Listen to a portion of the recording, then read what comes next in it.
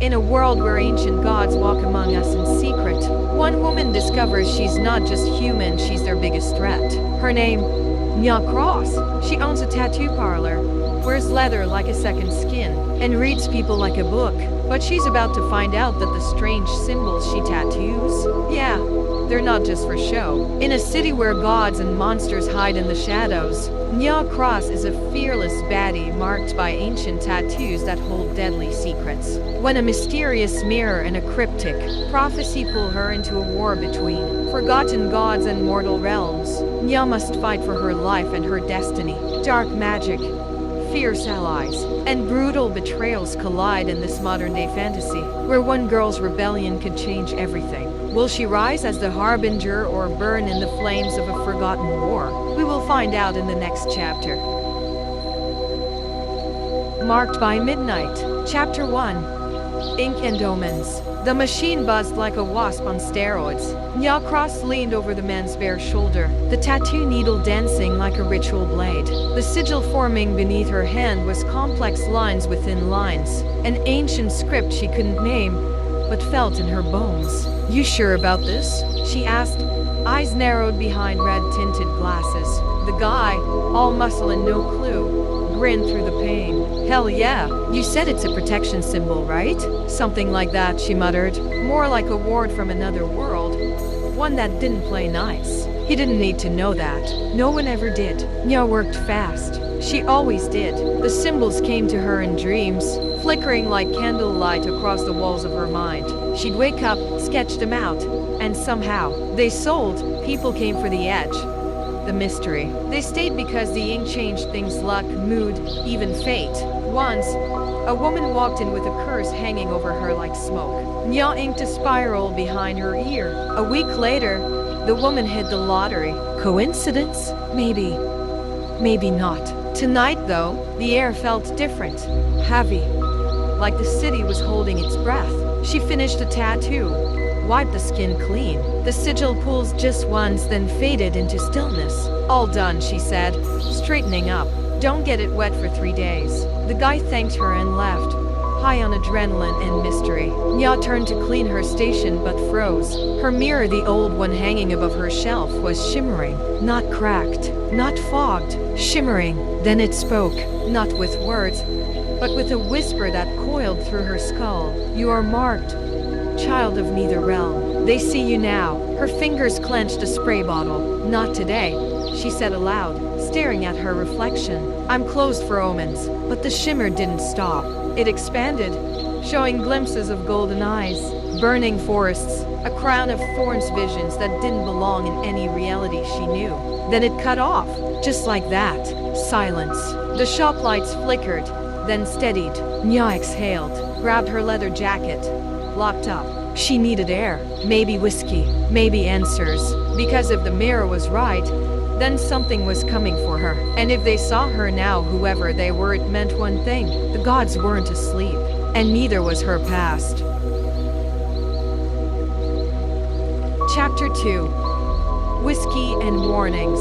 The alley behind the shop was soaked in neon and midnight fog. Nyah lit a cigarette with hands that didn't shake yet. She took a drag and watched the smoke curl upward, like a ghost trying to escape. She hated being watched, and that mirror, that wasn't a hallucination. She'd seen enough weird in her life to know the difference. Her phone buzzed. "Incoming call, Reina." She answered. "Tell me you're bringing tequila." Reina laughed on the other end. "Bad day?" Nyah exhaled slowly. "Weird day. You free?" "I'm already outside." Sure enough, a mad black motorcycle purred to a stop in front of the shop. Reina, 6 feet of goddess in denim and boots, swung off with a grin and 2 bottles clinking in her backpack. They didn't speak until they reached Nyah's loft, tucked above a dusty antique bookstore. Inside, incense burned, and floor lamps cast shadows that danced. Nyah poured the drinks. "Cheers to freaky mirrors and cosmic threats," Reina said. Nyah raised a brow. "Wait. What?" Reina took a sip. "You think I don't know something's off? The wards around your place are flickering. That doesn't just happen. Not to you." Nyah sat, swirling whiskey in her glass. Something spoke through the mirror, called me a child of neither realm. Said I'm marked. Reina stiffened. "That's old language. Fine. maybe even celestial. If they know you now, Nyah cut in, then they've been watching. Raina leaned forward. Nyah, do you remember the tattoo you gave me last year? The one that burned? Nyah nodded. You said it felt alive. It is. And it reacted tonight. Started glowing. You need to find the source of those symbols. They're not just from dreams. Where do I even start? Raina's voice dropped. There's a man in the Narrows. Calls himself Mace, exiled priest of some dead god. He's crazy, but he reads signs like yours. Nyah grimaced. I hate the Narrows. Good. That means it'll be interesting. Nyah downed her whiskey. Fine. I'll see him tomorrow. But if he tries anything weird, Raina smirked. You'll do what you always do. Nyah grinned. Burn the whole place down. Outside, the moon turned blood red, and far away someone or something stirred. Chapter 3. The Narrows. By morning, the city looked like it always did: concrete, chaos, and caffeine. Nyah wore combat boots, black jeans, and a cropped hoodie under her leather jacket. Her blade, a thin obsidian shard bound in silver, was tucked in her boot. Just in case. The Narrows wasn't a place people visited. It was a place people ended up. No maps, no police. Just whispers and fog. The deeper you went, the less reality mattered. She parked her bike 2 blocks out and walked. Eyes watched her from windows smeared with age. A street preacher shouted about fire and judgment. A kid drew sigils in chalk that matched the ones in Nyah's dreams. She stopped. Where'd you learn that? She asked him. The boy blinked. He showed me, in my sleep. Who? But he only smiled. All teeth. He's awake now. Nyah shivered and moved on.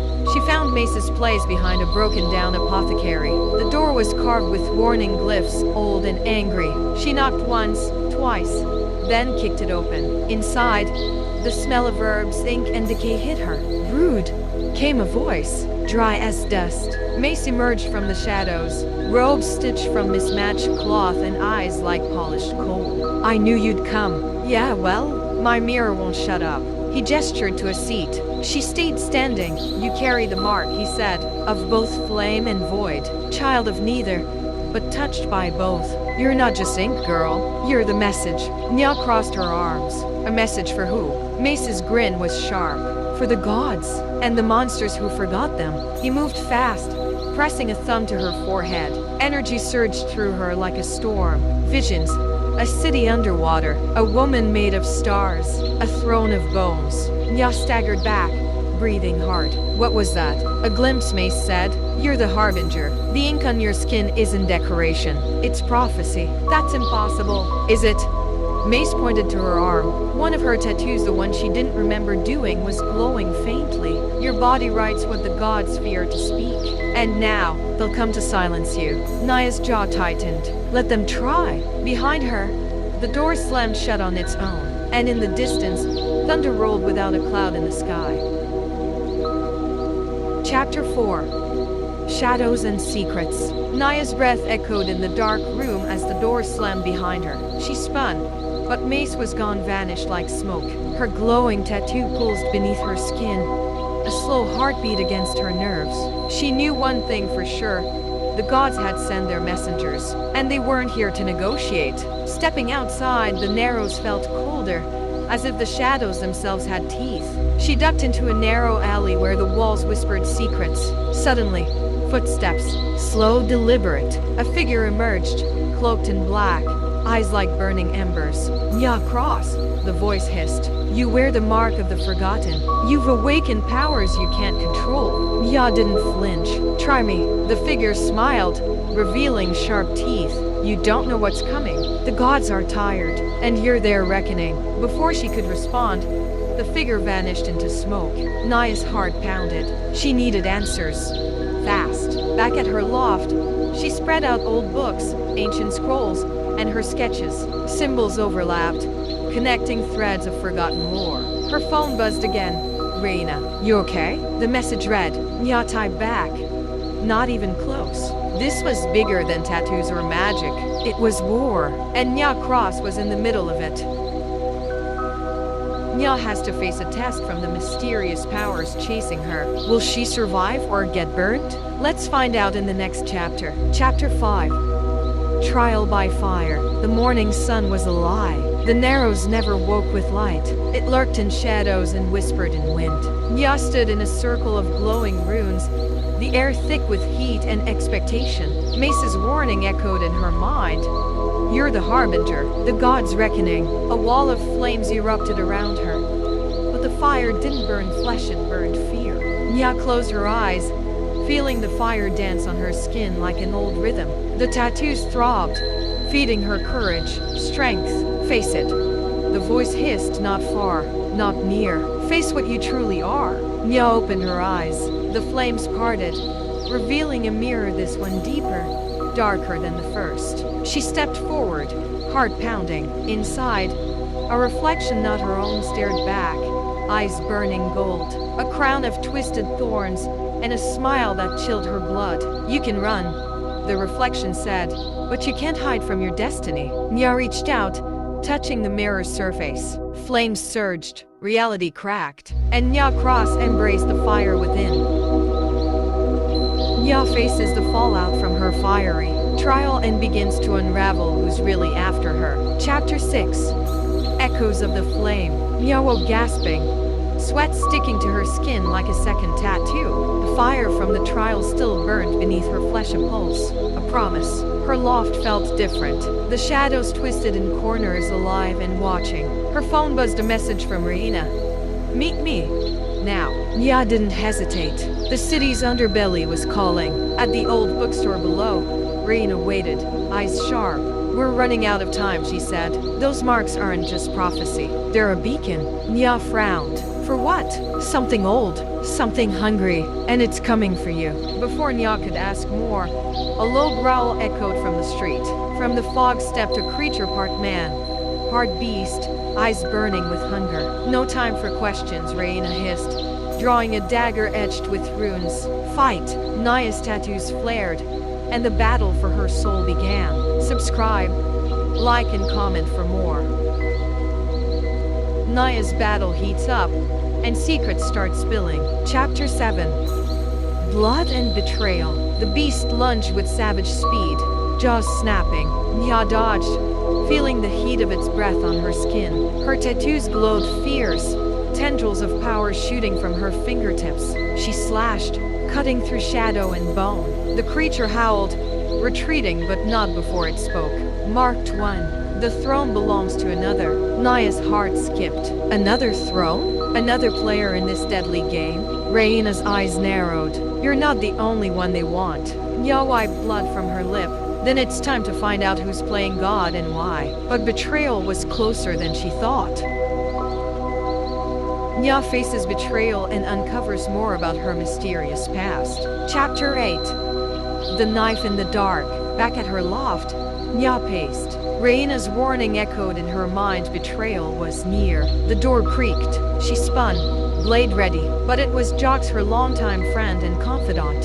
His smile was too easy, too practiced. Jocks, Nyah said.